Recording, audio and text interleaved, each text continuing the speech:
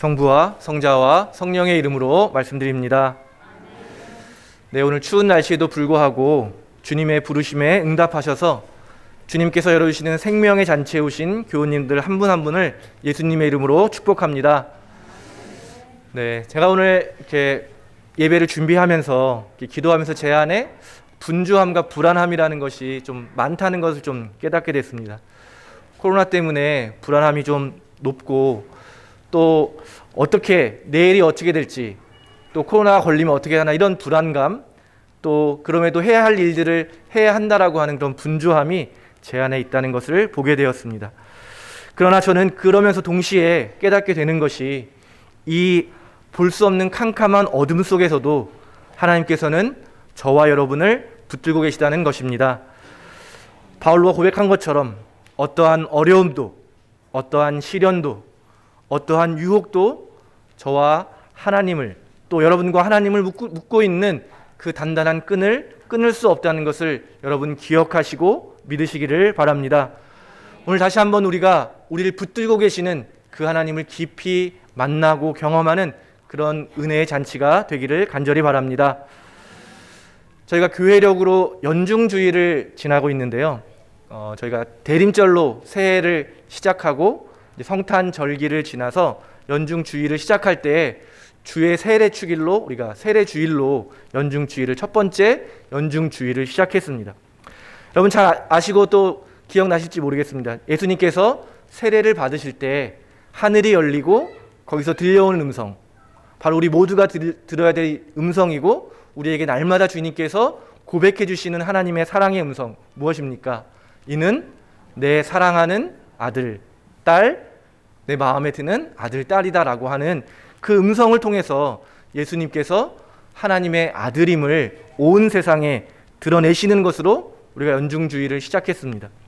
그래서 이제 예수님께서는 이제 공생애를 시작하시면서 나자렛 회당에서 이사야의 예언서의 말씀을 읽으시면서 오늘 이 자리에서 이 말씀이 이루어졌다라고 선포하셨습니다. 바로 예수님이야말로 구약의 많은 예언자들을 통해서 약속해 주신 그 구원자임을 온 세상에 드러내셨고, 이제 예수님을 통해서 온 세상을 구원하기 원하시는 하나님의 뜻이 이루어지고 있다라는 것을 이제 함께 저희가 보았습니다. 그리고 그 자리에 있던 사람들의 반응이 나오는데요.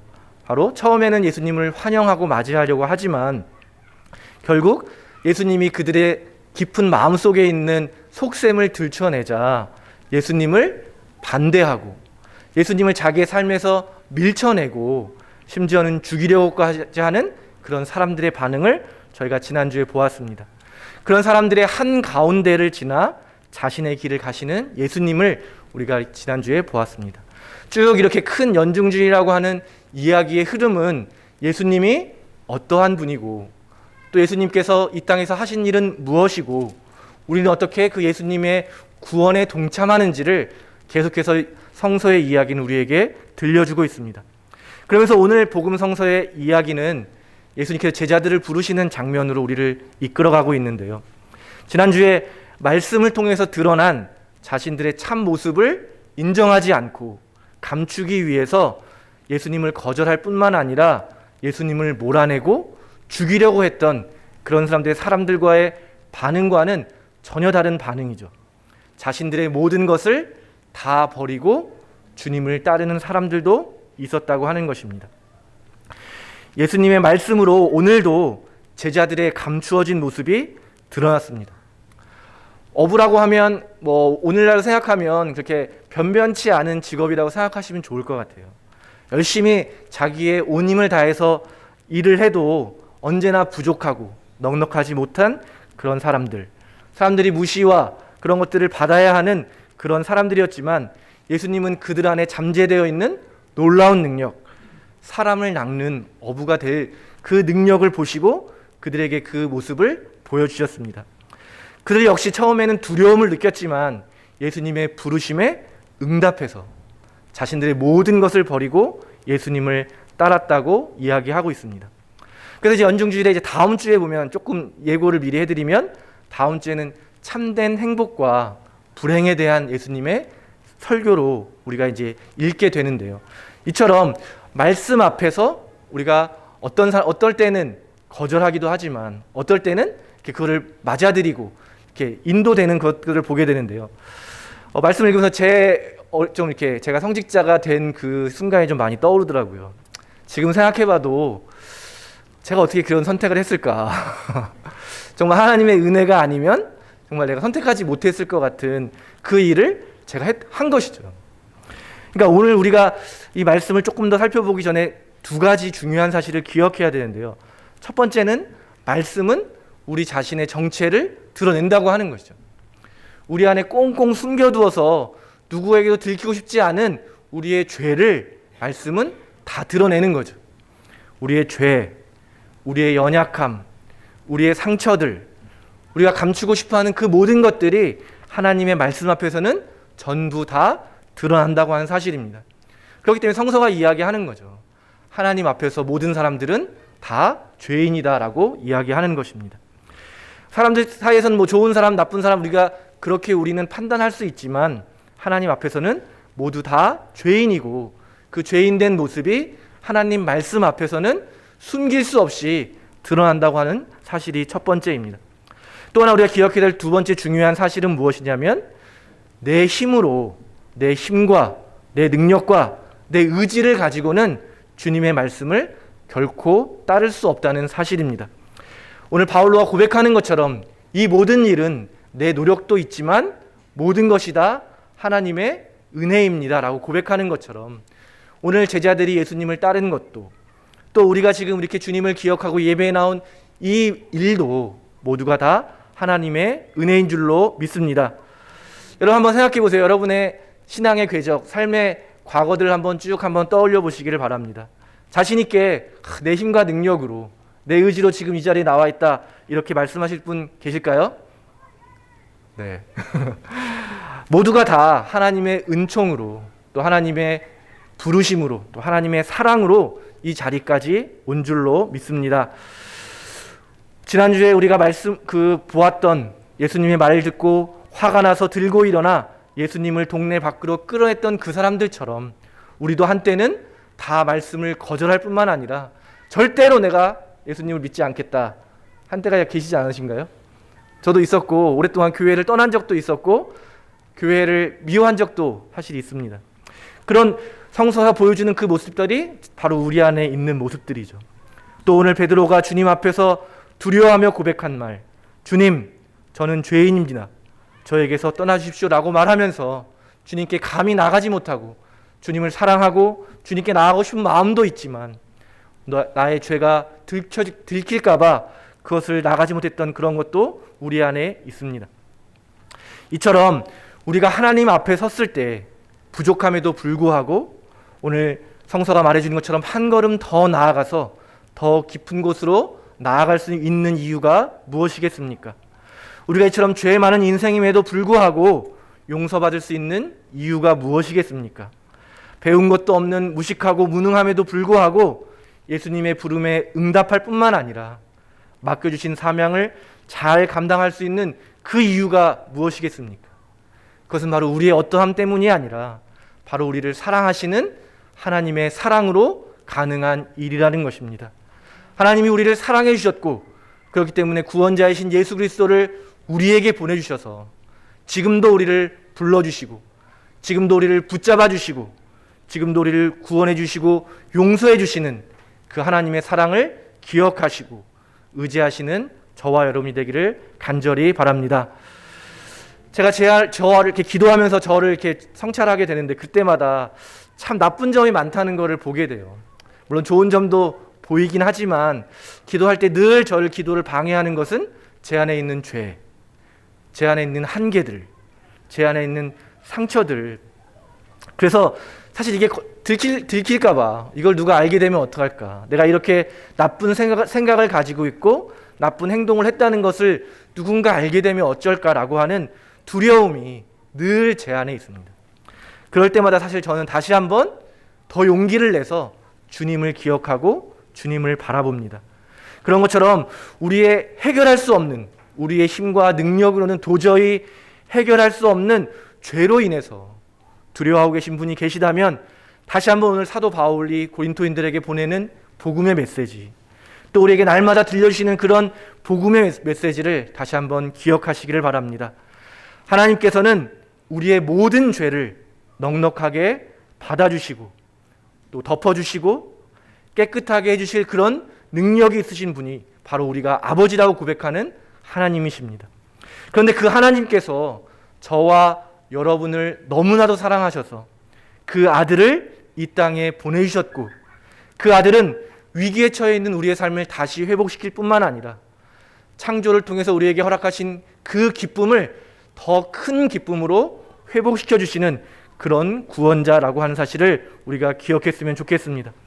그래서 우리는 우리를 구원의 자리로 초대하시는 예수님의 초대에 아멘이라고 응답하면서 우리의 구원이 시작된다고 하는 사실, 이것이 우리가 두려움보다 더 먼저 앞서 기억해야 될 때이고, 우리를 괴롭히는 그런 생각들과 마음에 맞서면서 우리가 선포해야 될 말씀인 줄로 믿습니다. 오늘 베드로의 상황이 지금 우리가 처한 상황과 참 비슷하다고 생각이 들었습니다. 밤새 정말 고기를 낚기 위해서 수많은 노력을 하고 다양한 방법을 시도해봤지만 힘겹게 노력했지만 아무것도 얻지 못한 그 처절함, 그 비참함, 그런 것들이 바로 우리가 인생에서 느끼는 그럴 때이고, 바로 그때가 바로 예수님을 만날 때라고 성서는 이야기하고 있습니다. 별 볼 일도 없고 근근히 살아가기 벅찬 인생이고 예수님을 만나서 최고의 인생으로 변화되는 것, 그것이 바로 신앙의 역전이고 바로 예수님께서 우리를 초대하시는 그 길인 줄로 믿습니다. 그런데 끝이 아니죠. 베드로가 오늘 정말 과감하게 모든 것을 다 버리고 예수님을 쫓아갔지만 성서를 계속 읽어보면 베드로는 계속 실패하고 또 실패합니다. 예수님이 아무리 말씀을 알려주고 사람들을 어떻게 섬겨야 되는지를 모범을 보여주셔도 끝까지 예수님의 앞길을 막으면서 하나님의 뜻을 방해하는 모습을 계속 보게 됩니다. 예수님이 체포되자 그렇게 큰 소리치던 베드로는 예수님을 부인하고 도망치기 바쁩니다. 또 부활하신 예수님을 만나서 이제는 정말 그 하나님의 살아계심을 생생히 체험했음에도 불구하고 요한복음을 보면 다시 고향으로 돌아가서 물고기 잡는 어부로 살아가고 있는 그 베드로를 보게 됩니다. 바로 우리가 아무리 못나고 아무리 부족하고 아무리 예수님을 배반하려고 하더라도 그런 베드로, 바로 그런 저와 여러분을 끝까지 포기하지 않으시는 하나님이 계시다는 하는 사실, 예수님께서는 그런 우리를 끝까지 찾아오셔서 베드로를 사도로 세우신 것처럼 우리를 불러주시고 우리에게 사명을 맡기실 뿐만 아니라 우리를 통해서 온 세상의 구원을 이루어 가시는 분이라고 하는 사실을 우리가 기억하고 믿어야 하겠습니다. 우리가 하나님 말씀 앞에 설 때에 모든 것이 밝히 드러나기 때문에 부끄럽고 또 두렵고 도망치고 싶은 생각이 드는 것이 사실입니다. 그러나 잠시 멈추어서 오늘 제가 계속해서 말씀드렸던 것처럼 그런 나 자신, 그런 우리의 세상과 환경을 보는 것이 아니라 우리를 애타게 찾으시고 구원하기 원하시는 주님을 바라보시기를 바랍니다. 주님께서는 아무것도 바라지 않으시고 우리를 넓고 깊은 품으로 안아주시고 계십니다. 그래서 우리는 주님의 손을 잡고 한 걸음 더 나아가서 깊은 곳으로 나아갈 수 있게 되는 것입니다. 늘 우리의 곁을 지키시며 우리의 손을 붙들어 주시고 구원의 길로 인도해 주시는 그분을 믿고 의지하시기를 바랍니다.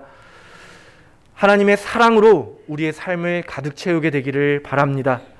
우리를 두렵게 하는 세상을 바라보는 것이 아니라 우리를 이끄시는 하나님의 사랑을 경험하고 그 사랑이 우리의 삶을 이끌어가게 되기를 바랍니다.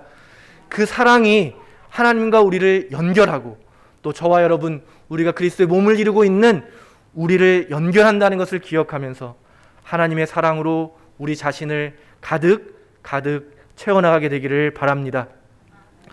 어느 누가 감히 자신 있게 내 한계를 넘을 수 있다고 말할 수 있겠습니까? 어떤 사람이 나는 죄를 용서받을 수 있고 나 스스로를 용서할 수 있다고 말할 수 있겠습니까? 또 예수님이 오늘 베드로를 불러주시고 사명을 주실 때에 아무런 고민과 주저함 없이 아멘으로 그렇게 그 사명을 감당할 수 있겠습니까?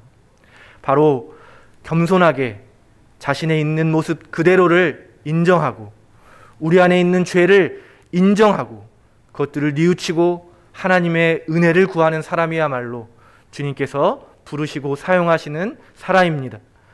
자신의 부족함이 사도 바울로가 늘 고백했던 것처럼 자신의 부족함이 하나님의 크신 능력으로 드러난다는 것을 고백하면서 자신의 모든 것을 하나님께 맡기며 오직 하나님의 능력을 구하는 사람, 그 사람만이 하나님의 쓰임을 받는 사람일 것입니다.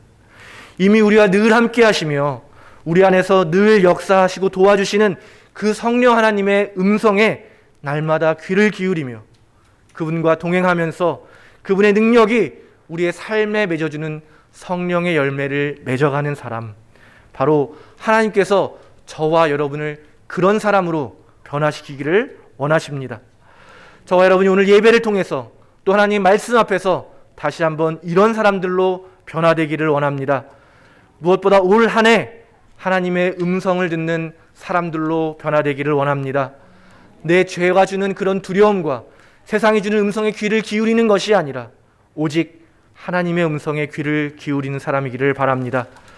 하나님의 용서의 능력을 믿고 그래서 날마다 용서의 자리에 나아가서 하나님의 용서를 경험하는 용서받는 사람이 되기를 바랍니다. 하나님의 구원의 능력을 믿어서 그 구원의 기쁨을 누릴 뿐만 아니라 지금도 아파하고 신음하고 길을 잃고 헤매는 세상을 향해서 구원을 선포하는 그런 복음 선포자로 다시 한번 거듭나게 되기를 간절히 바랍니다. 무엇보다 이 모든 것 안에 있는 하나님의 사랑, 그 사랑의 능력을 알고 느끼고 깨달을 뿐만 아니라 우리의 사랑하는 사람들과 함께 하나님의 사랑을 나누면서 하나님의 사랑을 세상에 드러내는 사랑의 사람들로 우리가 다 거듭나게 되기를 간절히 바랍니다. 다음 주에 우리가 읽게 되겠지만 참된 행복이라는 것이 세상이 말하는 것처럼 저 높은 곳을 차지해야만 얻을 수 있는 것은 결코 아닙니다. 세상이 말하는 것처럼 더 많은 것을 가져야만 누릴 수 있는 것이 참된 행복이 아닙니다. 탁월함을 가진 사람들, 대단한 능력을 가진 사람들만이 누릴 수 있는 권리가 아니라 바로 지금 이 자리에서 우리에게 들려오는 하나님의 말씀을 듣고 우리의 죄를 인정하고 고백하고 회개하는 사람, 하나님의 구원하심의 그 능력을 믿고 하나님의 능력을 믿음으로 나아가서 그 믿음의 구원의 기쁨을 누리는 사람. 그래서 이 모든 세상의 근본에는, 이 세상의 핵심에는 바로 하나님의 사랑이 있다는 것을 알 뿐만 아니라 그래서 그 사랑 안에 머물면서 사랑을 드러내는 사람, 그런 사람들이야말로 바로 세상 모든 사람들이 원하는 참된 행복을 누리는 사람일 것입니다. 오늘 다시 한번 말씀을 통해서 하나님께서 우리를 사랑해 주시고 구원하기를 원하신다는 사실을 믿으시고 한 주간 주님과 깊이 교제하시면서 주님의 말씀을 잘 들으셔서 세상의 구원을 선포하고 세상을 구원하는 예수님의 그 사역에 동참하는 그런 복된 한 주가 되시기를 우리를 구원하신 예수 그리스도의 이름으로 축원드립니다. 성부와 성자와 성령의 이름으로 말씀드렸습니다.